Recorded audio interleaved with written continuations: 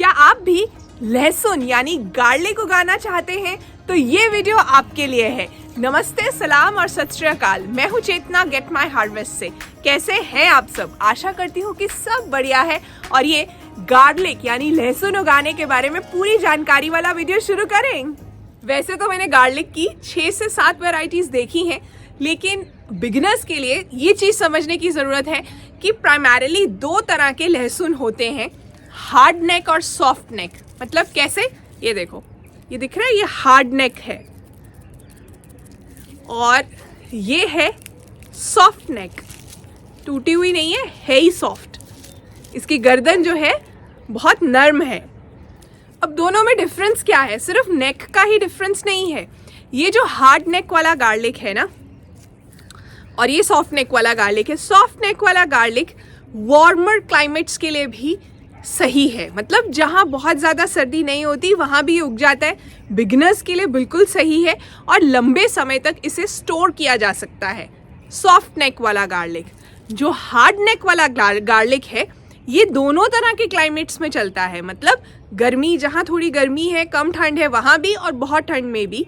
लेकिन इसके अंदर अगर आप इसे ऐसी जगह पर उगा रहे हैं जहाँ थोड़ी गर्मी है, तो वहाँ आपको इसे ट्रिक करना है। क्या करना है? इसे 1-1.5 महीने के लिए पेपर बैग में डालिए और फ्रिज में स्टोर कर लीजिए। फ्रीज़र में नहीं, फ्रिज में। मुझे पता है लहसुन को फ्रिज में नहीं डालते, लेकिन इसे उगाना है तो इसे ऐसे कहना पड़ेगा कि बहुत सर्दी में हो आप, बहुत बार ये फ्रिज में ही स्प्राउट कर जाएगा। थोड़े थोड़े से इसके ग्रीन स्केप्स निकलने शुरू हो जाएंगे। तो गर्मी में उगा रहे हो, थोड़ी गर्मी में, मतलब जहाँ सर्दियों में भी इतनी सर्दी नहीं होती, वहाँ पे आपको हार्ड नेक वाला जो गार्लिक है इसे फ्रिज में रखना है 1-1.5 महीने के लिए। अब आप मुझसे पूछेंगे कि क्या गार्लिक लगाने में देरी नहीं होगी इस सीज़न के लिए? मेरा आंसर है नहीं। डिपेंड करता है आप कहाँ रहते हैं। जहाँ भी रहते हैं इंडिया में, ओवरऑल आपको ये देखना है कि आपके वहाँ मैक्सिमम सर्दी जिस टाइम पर होती है ना, उससे जस्ट पहले गार्लिक लग चुका हो, बस। क्योंकि जैसे ही सर्दी ख़त्म होगी, गार्लिक जो है पूरी तरह से स्प्राउट करना शुरू हो जाएगा। उसके लगाने के 6 से 8 महीने के बाद ही वो तैयार होने वाला है। तो हम यहाँ ज़्यादातर अक्टूबर में जो है वो शुरू कर देते हैं गार्लिक लगाना, लेकिन इस वक्त भी गार्लिक उगाया जा सकता है।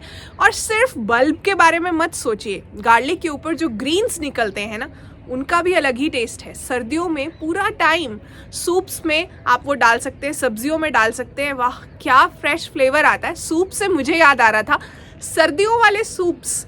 3 सूप्स की रेसिपी जो है मेरे कुकिंग चैनल, क्या नाम है उसका, चटोरी चेतना पर मैंने डाली थी कुछ ही दिन पहले। नहीं देखी तो देखिए, बहुत बढ़िया सूप्स हैं। और चैनल को सब्सक्राइब भी कर लीजिएगा। अगले फ्राइडे के वीडियो में शाउट आउट के लिए आपको मुझे बताना है इस सब्जी का नाम, अपना नाम और शहर साथ में ज़रूर लिखना। सबसे पहले पूरा का पूरा बल्ब नहीं लगा देना, इनके क्लोव्स को अलग करना है। तो इसके अंदर से गार्लिक के क्लोव्स जो हैं वो निकाल लेने हैं और सेपरेट कर लेना है। किस बेसिस पे? साइज के बेसिस पे। बड़े बड़े जो हेल्दी वाले क्लोव्स हैं ना, उन्हें एक तरफ रखिए और जो छोटे छोटे हैं उन्हें दूसरी साइड रखिए। छोटे छोटे क्लोव्स से छोटा लहसुन ही बनेगा, बल्ब बड़ा नहीं बनने वाला। उन्हें आप एक कंटेनर में लगा सकते हैं अलग से, और उनसे आप सूप्स के लिए, स्टर फ्राइज के लिए, सब्जी के लिए ग्रीन्स लेते रहिए। जो छोटे वाले हैं, ये वाले, जैसे ये है ना, ये काफ़ी छोटे हैं, इनका बल्ब बड़ा नहीं बनने वाला। और जो बड़े वाले हैं उन्हें आप गार्लिक हार्वेस्टिंग के लिए यूज़ कीजिए। इनके अंदर से जो स्केप्स निकल रहे हैं वो आप सूप और सैलेड में, पास्ता में यूज़ कर लेना।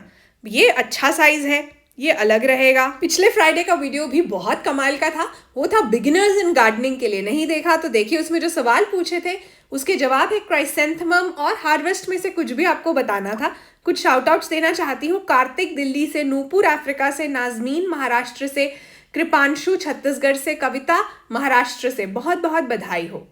जब आप गार्लिक के क्लोव्स को अलग कर रहे हैं, लहसुन की तुड़ियों को निकाल रहे हैं, तो आपको देखना है कि कोई भी गली हुई या सड़ी हुई, ब्राउन हुई जो क्लोव है वो नहीं यूज़ करनी। जैसे कि ये देखिए, इसी में से निकली है ये, और ये सही नहीं है प्लांटिंग के लिए। और ज़रूरी नहीं है कि एक खराब निकली है तो बाकी की सभी खराब होंगी।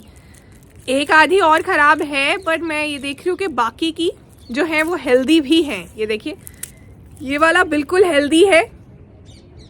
ज़रूरी नहीं है पेपर उतारना है, ये वाला इसके ऊपर का जो कवर है, कवर के साथ उगा सकते हैं, कवर के बिना उगा सकते हैं, लहसुन उग जाएगा। जब आपने गार्लिक के क्लोव्स को सेपरेट कर लिया है, आपको एक बहुत ज़रूरी काम करना है। लिक्विड सीवीड फर्टिलाइज़र आता है गार्डनिंग के लिए, उसका लिंक मैं नीचे फर्स्ट कमेंट में पिन कर दूंगी, ऑनलाइन ऑर्डर करने वाला लिंक। बहुत काम की खाद है ये। आधे लीटर पानी में मैंने इसके अंदर 10 से 15 बूंदें जो हैं वो डाली हैं। ये इस तरह का जो है कलर होता है इसका। इसमें आपको अपने गार्लिक को डुबो देना है ताकि गार्लिक अच्छे से बड़ा बड़ा निकले। और ये काम बस 1 घंटे के लिए करना है। 1 घंटे के लिए आप गार्लिक को भिगोएंगे तो बढ़िया रहेगा। पहले मैंने मिक्स कर लिया है लिक्विड सीवीड फर्टिलाइज़र को अच्छी तरह। और ये जो लिक्विड सीवीड फर्टिलाइज़र है ना, ये सब तरह के पौधों के लिए इस्तेमाल किया जा सकता है, इंडोर प्लांट्स, आउटडोर प्लांट्स, हर चीज़। तो ये डाल रहे हैं गार्लिक फर्टिलाइज़र के अंदर। तो गार्लिक जो है कुछ सेपरेट कर लिए थे, कुछ नहीं किए थे, वो सब जो है मैंने अंदर डाल दिए हैं।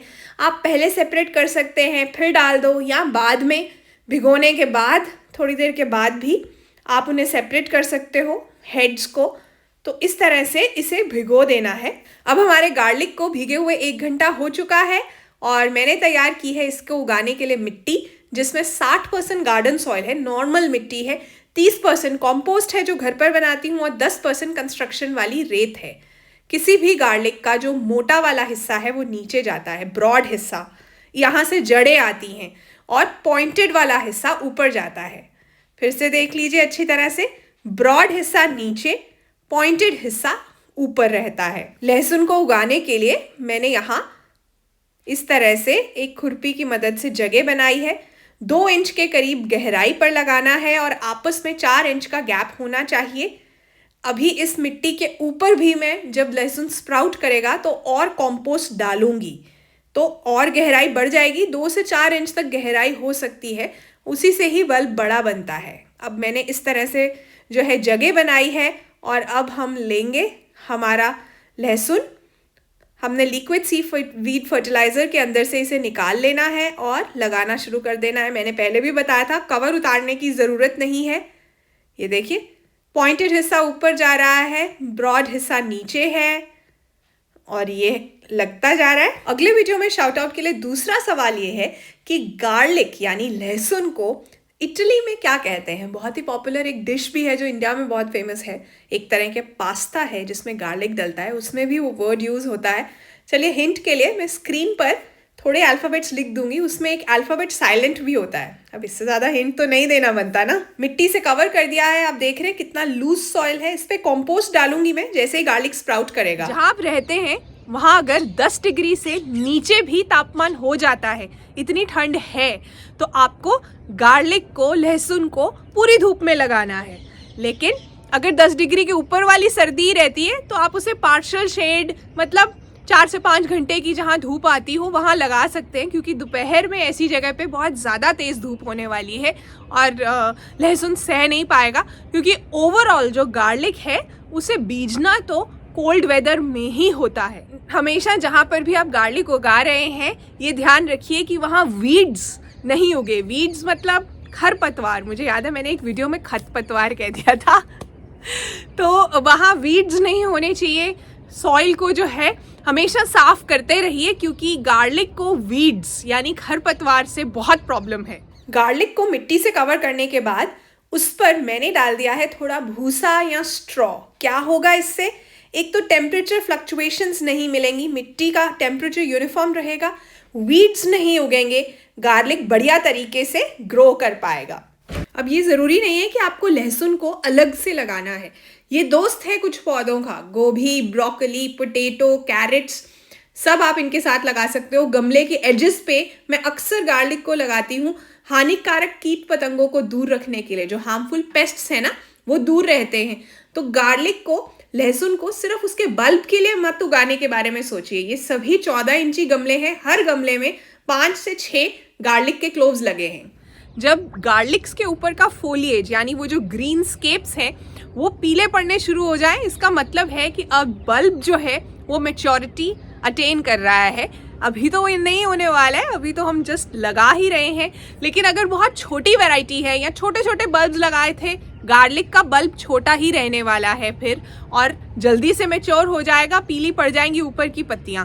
आपको तब क्या करना है, हार्वेस्टिंग करनी है और उसके बाद उसको वहीं पे जहां हार्वेस्ट किया है क्योर करने के लिए रख देना है, ताकि गार्लिक वहां सूख जाए। फिर उसके बाद आप सारा इकट्ठा करके एक जगह पर, वो जो हरी वाली पत्तियां पीली हो गई थी उन्हें गांठ मारकर भी सुखा सकते हैं, वैसे भी काट कर भी गार्लिक को सुखा सकते हैं ताकि उसमें फंगस ना लगे जब आप उसे घर के अंदर लेकर जाएं।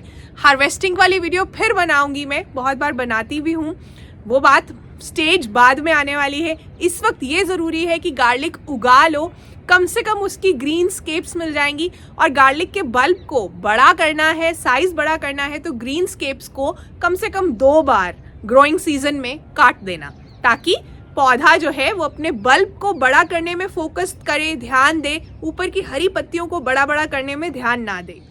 जाते जाते यही कहना चाहूंगी, आई डोंट बिलीव कि लोग क्या कहेंगे, क्योंकि जिंदगी मेरी है, लोगों की नहीं। अपना ध्यान रखिए, अगले फ्राइडे मिलेंगे। वीडियो कैसा लगा कमेंट्स में लिखिए, और कुछ तो लोग कहेंगे, लोगों का काम है कहना। समझ गए ना?